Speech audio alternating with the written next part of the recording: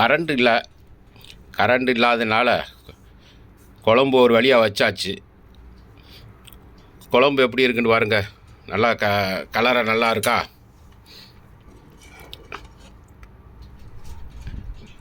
அப்படி வச்சு அப்படி அள்ளி பார்க்குறப்ப நல்லாயிருக்கு. நம்ம இங்கே தேங்காய் யூஸ் பண்ணுறதில்ல. நம்ம ஊரில் தேங்காயெல்லாம் யூஸ் பண்ணி குழம்பு வைப்போம். இங்கே அது யூஸ் பண்ணாதனால இங்கே தேங்காய் இல்லாமையே குழம்பு வச்சு பழகிருச்சு. இன்னும் கொஞ்சம் நம்ம ஊரில் மாதிரி கொஞ்சம் தேங்காய் தண்ணி கொஞ்சம் ஊற்றினா இன்னும் நல்லா பிரமாதமாக இருக்கும்.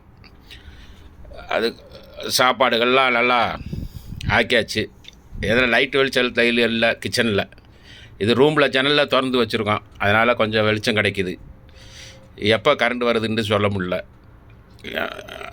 நல்லா காற்றடிக்குது, விறுவிறுன்னு காற்றடிக்குது. அப்படியே பாருங்கள், பயங்கரமாக காற்றடிக்குது.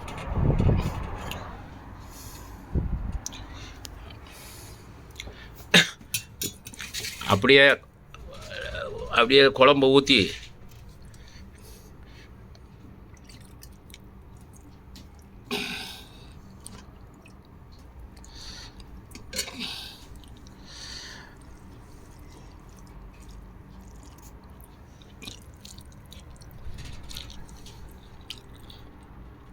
நல்லாயிருக்கு. காரம் எல்லாம் கரெக்டாக இருக்குது. எல்லாமே உப்பு எல்லாமே கரெக்டாக இருக்குது. இதில் என்ன மசாலு போட்டிருக்கோம்னா கறி மசால், மஞ்சத்தூள், மல்லித்தூள், மிளகுத்தூள், கறி மசாலா பொடி இதில் போட்டு தான் வச்சுருக்கோம். மட்டனு குழம்பு இப்படி வச்சாத்தே நல்லா டேஸ்ட்டாக இருக்கும். இது முடிஞ்ச அளவு நாங்கள் வச்சுருக்கோம். இப்படி தான் வச்சு சாப்பிட்ருக்கோம். ஏதாவது ரூமில் அப்படியே இந்த வெயிலுக்கு அதுக்கு இந்த புழுக்கத்துக்கு எப்படி தூக்கம் வருதுன்னு தெரியல. சாப்பிட்டு தம்மாக படுத்து சாப்பிட்டு நல்லா தூங்கி எந்திப்போம். நீங்களும் மதியானம் சாப்பிட்ருப்பீங்க. இப்போ இங்கே மணி 12 மணி ஆக போகுது.